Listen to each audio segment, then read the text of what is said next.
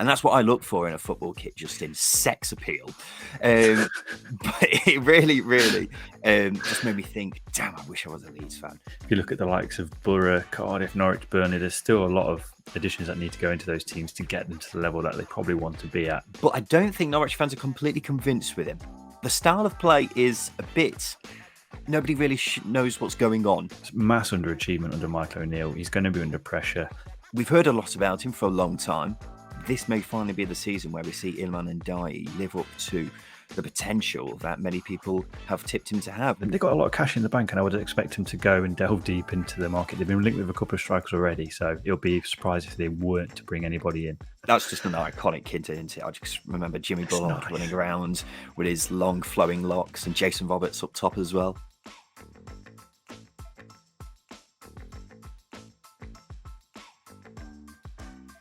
Well, hello and welcome back to another episode of the Stopwatch. It's the topical championship show with a little twist. It's 5 topics, a 2-minute timer, and 2 hosts. We're Ryan and Justin from the SACKED podcast. Let's get right into it. Justin, what's your biggest lesson from Gameweek 1 in the championship?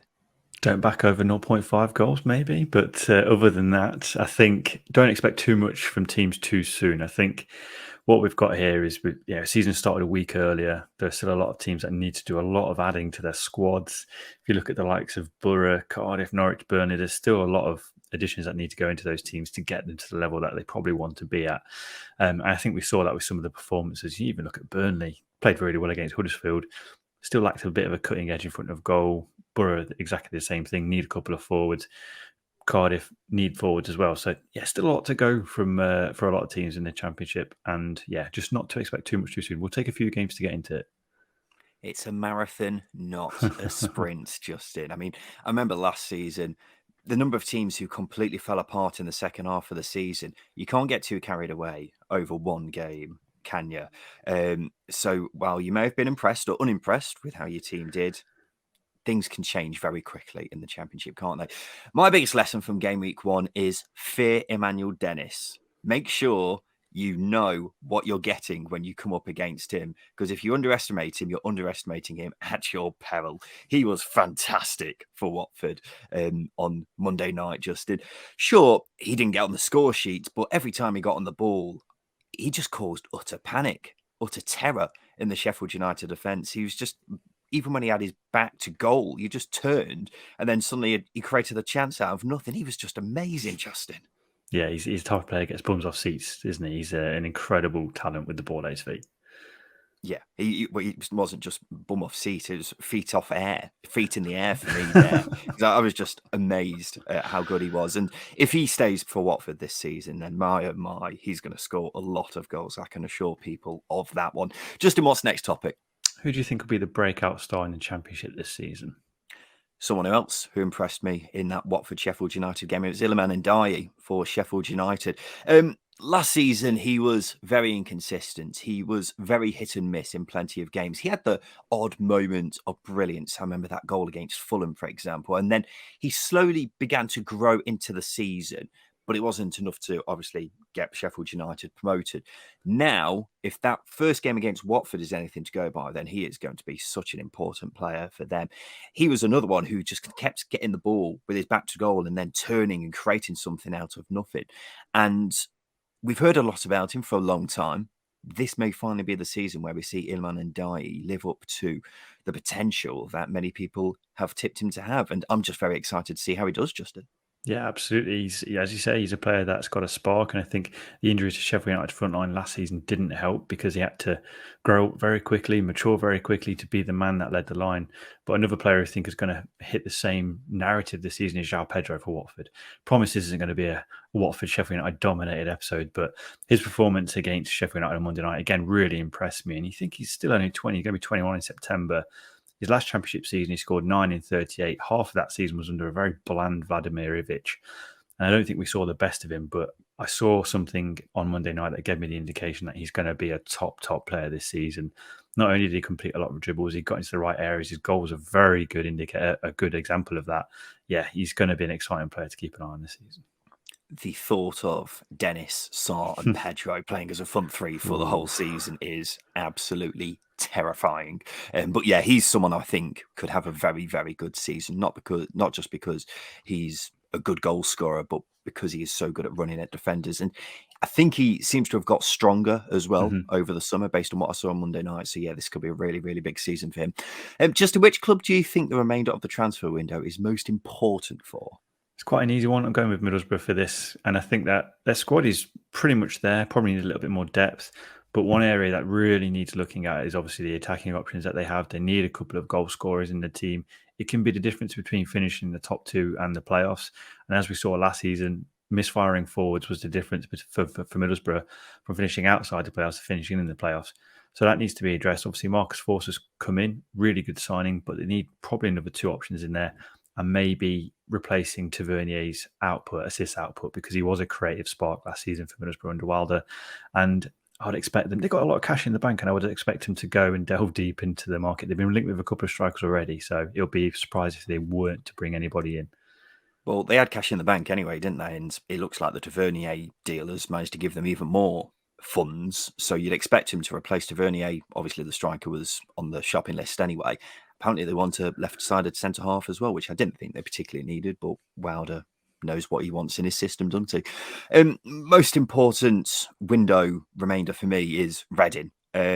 The reason I say that is because they need to keep hold of Lucas João for a start. Maybe this injury that he's got, maybe a blessing in disguise in the way that it may stop clubs going after him. I don't know how serious the injury is, but hopefully he'll be back in a Reading shirt soon and for the foreseeable season. But they also need to add in other areas as well. I looked at the game at the weekend against Blackpool, and they were pretty dire. Left back in particular, the new lad Nestor Guinness Walker, I think his name is. He didn't have a good game at all. So they need to add at left back. They also need to add in midfield for my money as well. And maybe a couple of defensive options as well. Reading need to add bodies to this team, but not just bodies. They need quality. It's going to be a struggle considering Reading's situation and the embargo they've got, or soft embargo, whatever it is. But they need to do something before the end of the window and get people in. Justin, what's next topic? Let's have a look at the sack race, shall we? Which boss do you think is going to go first? There's a few who come to mind. I would have said Shotter Arveladze as the obvious option before, but after the first game week, Justin, I'm siding more towards Dean Smith at Norwich. Now, of course, I don't think anyone's going to blame him for Norwich getting relegated last season. I think it would have taken a miracle for anyone to save them from the drop. But I don't think Norwich fans are completely convinced with him. The style of play is a bit... Nobody really knows what's going on at the moment. And that performance against Cardiff in particular is only going to increase the pressure even more. So if Norwich go the next few weeks and the poor results aren't just a one-off, then I can definitely see Dean Smith being under some massive, massive pressure. Yep, completely agree. As you say, they can't afford a slow start. They need to keep up with the likes of Burnley and Watford, who have had decent starts, albeit just after one game. And obviously, it's about getting performances in this early in the season.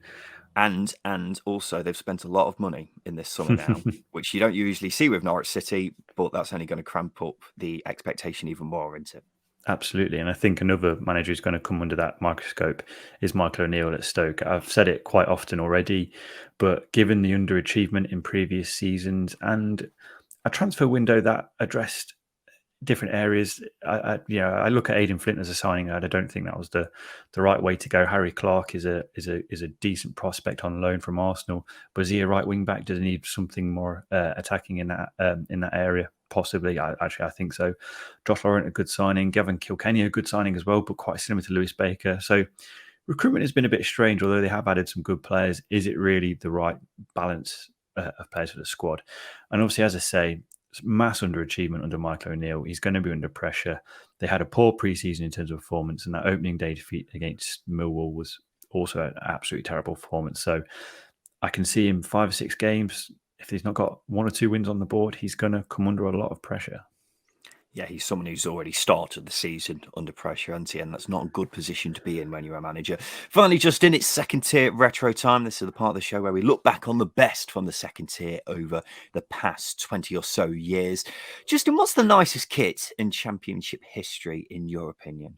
I'm going to throw this out there. I did a lot of research on this. I looked through the last 20 years of football kits. There are 3 manufacturers who hit it every time: Area, Hummel, and Kappa. Although Puma are also very good. There are 2 kits that spring to mind: Millwall's 2019-20 home kit with the Husky chocolate, and it was Hummel. It was the dark blue. It was such a nice kit, and they seem to have got better. But also Wigan's 0405 kit was absolutely top drawer with the JJB sponsor along the middle, really thin stripes, and it looked remarkably similar to their 1920 kit as well. Is that not just an iconic kit, though? Because I'll always remember the JJB logo. Yeah, but also it has good players, but it was such a gorgeous kit. And again, the thin stripes, I think, works a lot better for Wigan than the thick stripes. I'm a thin stripe guy with football kits. If you put a thin stripe on a kit, I'm more likely to buy it than a thick stripe. So take note, Sheffield United, Sunderland, and Stoke, if you want an extra customer.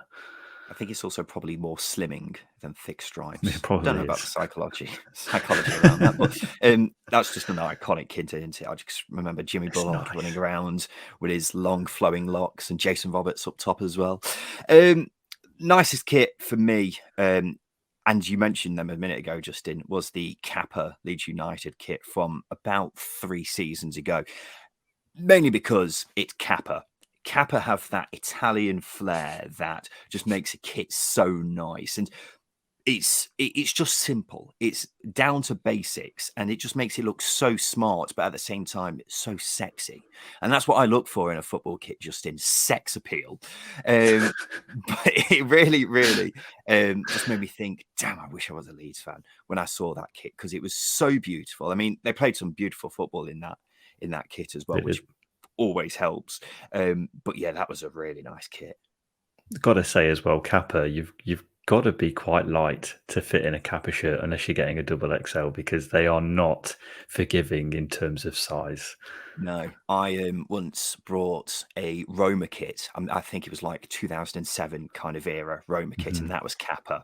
And I thought, God, that looks nice. But when you put it on someone like me, who's got chunky love handles at this point in life, it doesn't look as good when you're Francesco Totti, for example, and you're an Italian god. And there we go, ladies and gentlemen, episode 2 of season 2 of the Stopwatch. Let us know your thoughts in the comments below, and drop us a like if you enjoyed, and please subscribe for more content like this. We've been the Second Tier Podcast. You can find us on Twitter at Second Tier Pod. I'm Ryan Dilks1. That's Justin Peach 27, and thank you for watching.